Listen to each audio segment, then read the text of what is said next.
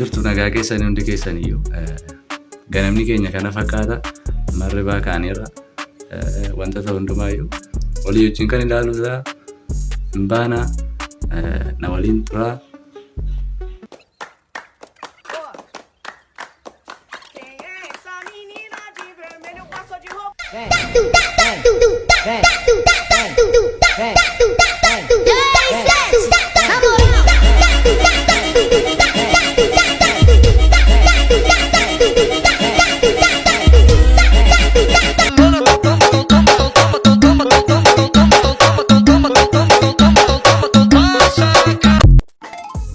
Akkam jirtu nagaa keessanii hundi keessaniyyuu warroonni nan beekne ani biloogii afaan Oromoo hojjedha. Ganama koo kana fakkaata mbaana na wajjiniin ta'a. Chaanaalii kana warra haaraa taatan immoo subscribe like gochaa na duukaa ta'a na hordofaa.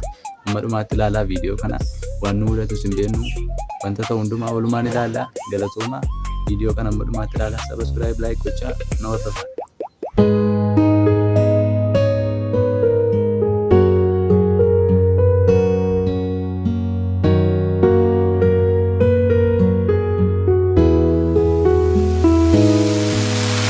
College life she's correct.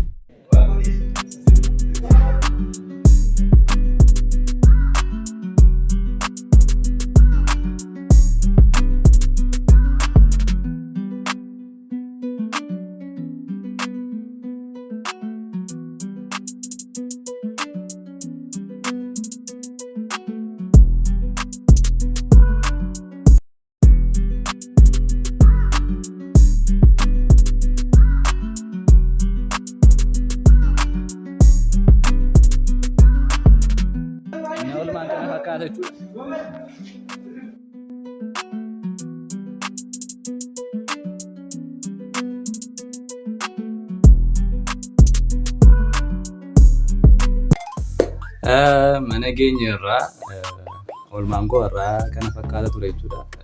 Baakoo irratti mana barumsaa koo waan hundumaa isinitti agarsiisee redee yaada. Har'a oolmaan koo gabaabaamatti ishee kana ture.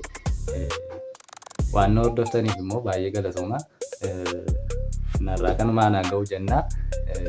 Asumaan immoo dhaamsa tokko isinii dhaamee viidiyoo koo irraa kanumaan nan dhaaba jechuudha. Har'a waan dhaamsan isinii qabu warroonni TikTokii fi YouTube irratti hojjechuu barbaadanii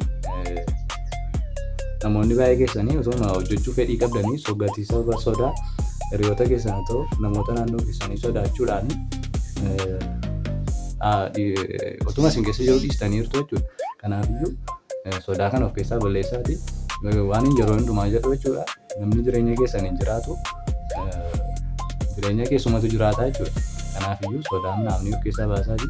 Viidiyoo TikTok irrattis haa ta'u YouTube kana irrattis waan isin keessa jiruuni waan yaaddaniini hojjedhaa isinii maal jechuufidha.